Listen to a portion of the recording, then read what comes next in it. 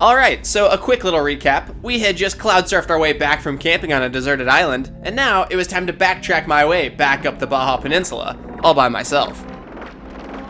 I had a few new pit stops in mind, but there were also a few places I knew I needed to revisit. My first stop being the incredibly scenic Loreto. We had Baja Joe, Cabo Rabo, and the name Loreto Luke was tossed around. And of all the places to get nicknamed after, I think Loreto suited me perfectly. I didn't have a real goal in mind for this flight. I was more or less exhausted from trying to sleep on a scorpion-infested island the night before, and this seemed like the best way to relax and process the past couple of weeks.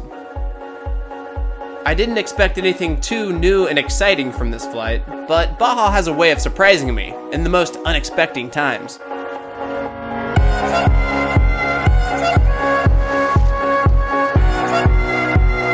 I remember thinking this would have been the coolest place to spend an entire week as I floated down the coast. The mountains and canyons were stunning, and plenty of mobile arrays put on a show just below. And then I caught something out of the corner of my eye that quickly became the highlight of the night. Hundreds of dolphins appeared out of nowhere. There were so many that my brain couldn't decide which direction to point the camera.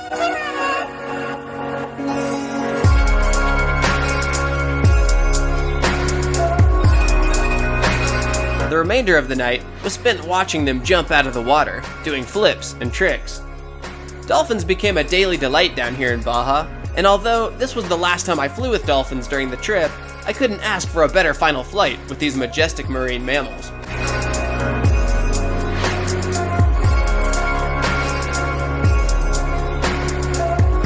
I'm not sure how I got lucky enough to stumble upon such a perfect little pod, but there was something about their playful spirit that gave me the second wind I needed to continue up the coast that night.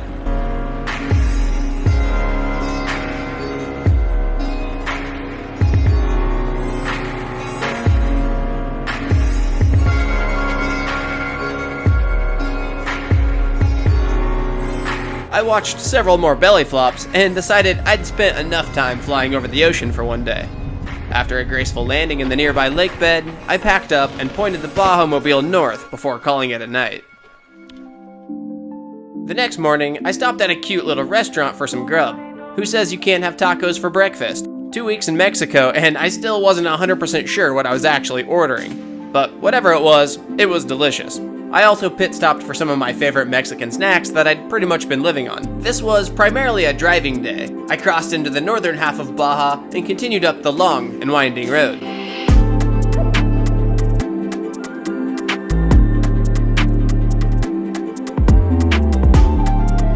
I did hop out and crush a couple hikes to stretch the legs, and I admired more Dr. Seuss trees.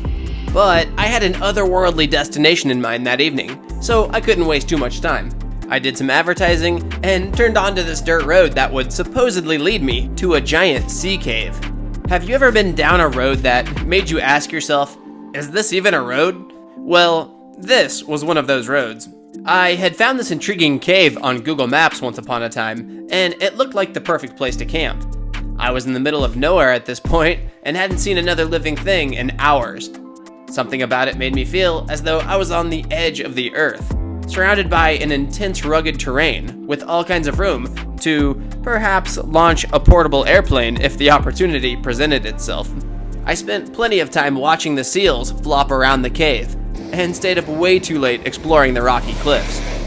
The Pacific Ocean always seems to be wild and wicked, yet calming and captivating. But personally, I'd take a coastline like this over a sandy beach any day.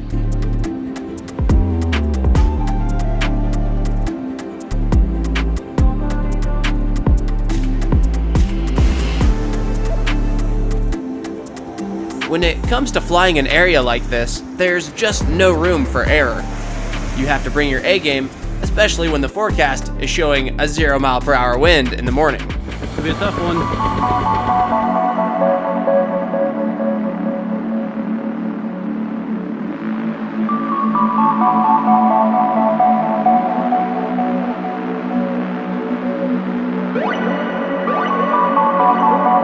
It was another magnifico morning in Mexico.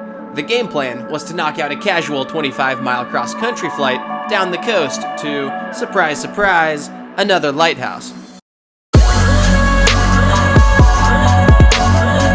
There was actually nothing casual about it. This was some of the most unforgiving terrain I'd ever flown over. One of the best parts about Baja is that it's all breathtaking scenery. Capturing it on video was always an afterthought, so you could truly live in the moment, and then relive the moment years later. All I had to do was remember to hit record, and let Baja do the rest.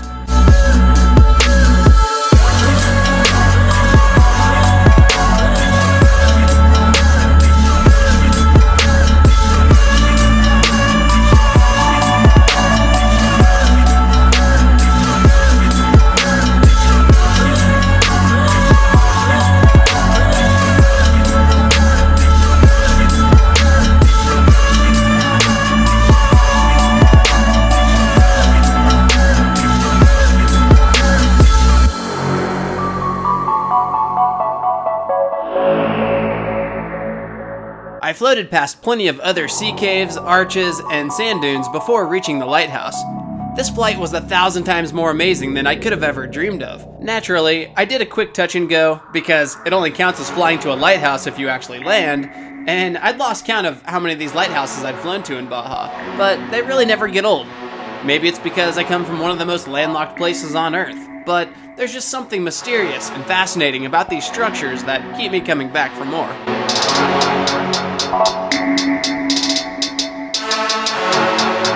It was a long journey back to my truck as I skimmed the beaches while watching the salty sun rays shine through the misty mountains.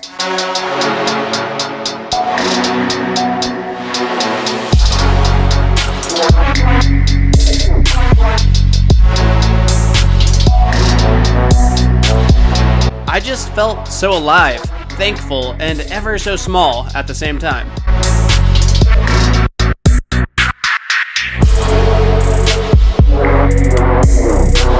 This section of Baja felt so raw and completely untouched by man.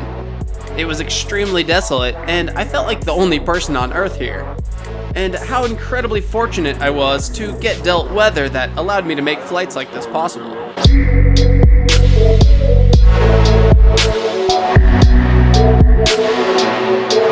I thought the sea cave where I took off was going to be the highlight of the flight, but this little adventure was more about the journey. Funny how the best parts of any road trip are the little unexpected things you run into along the way.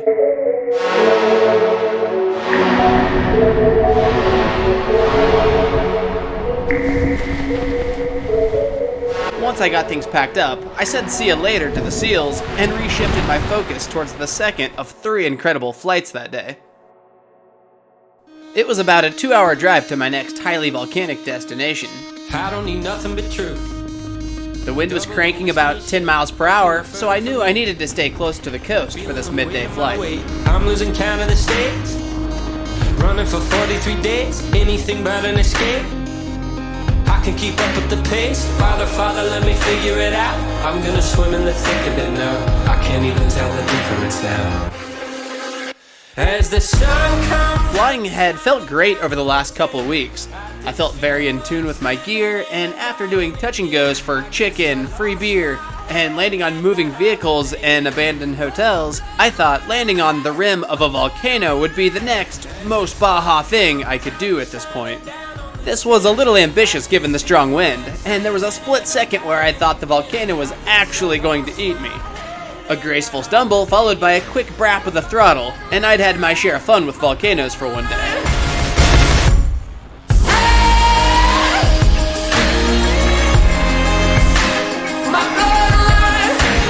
I decided to use my fresh shot of adrenaline to cruise down the several miles of wide open beaches for the remainder of this flight.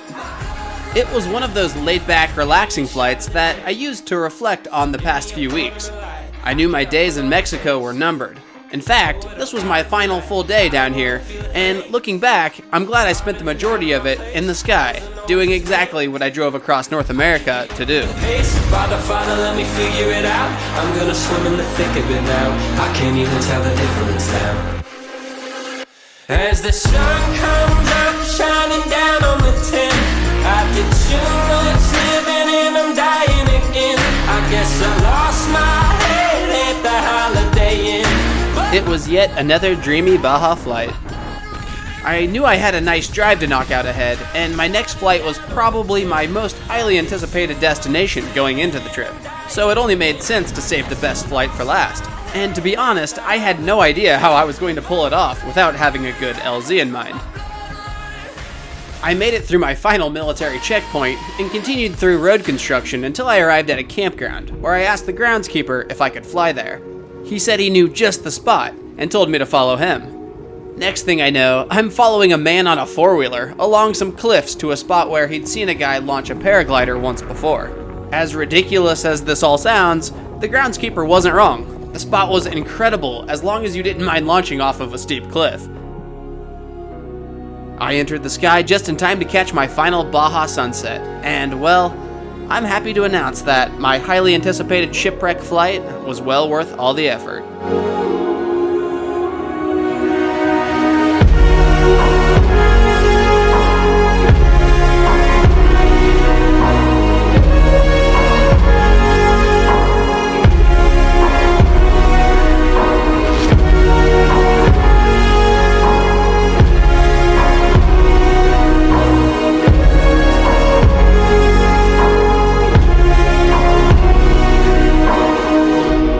Like a little kid exploring the old shipwreck.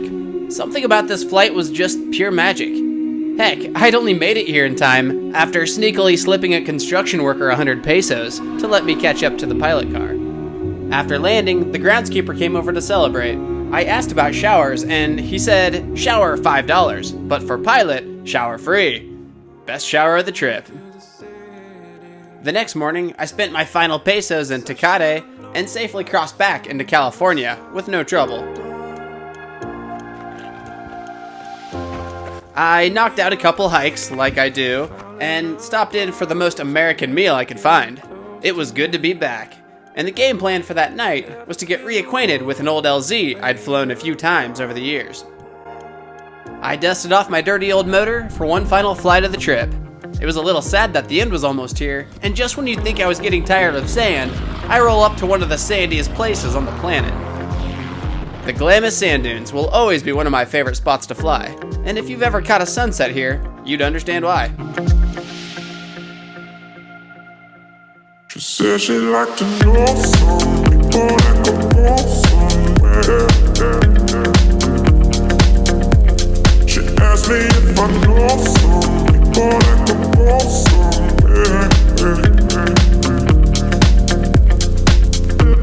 The waves of sand out here are just spectacular. Probably a top 10 golden hour location for me, with the contrast of shadows and the way the dunes turn this certain shade of dark brown. You could follow these ridges all day. Playing with dune buggies below never gets old and reminds me of just how differently we grew up back in rural Kansas. This wouldn't be a bad way at all to spend a Saturday night. Eventually, I stumbled upon some really cool objects hiding within the dunes. First, I gave a salute to the Veterans Memorial flagpole. I'd say we have our priorities straight when it comes to taking pride in things that really matter.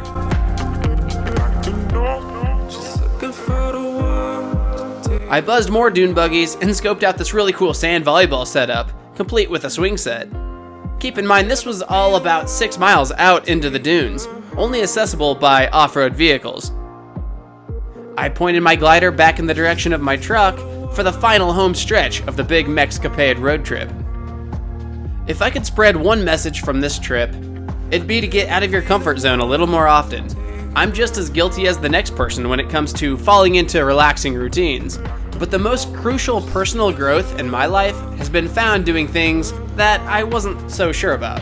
It's taking those leaps of faith and trusting that you'll find a way to persevere when things aren't going your way. Sure, flying a paramotor and driving to the southern tip of Baja, Mexico isn't for everyone. I had countless people tell me it was a crazy idea, but for me, it would have been crazier not to.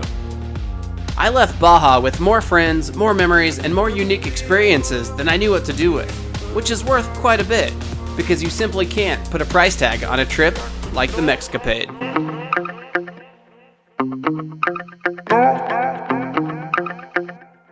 She said she'd like to know some people that could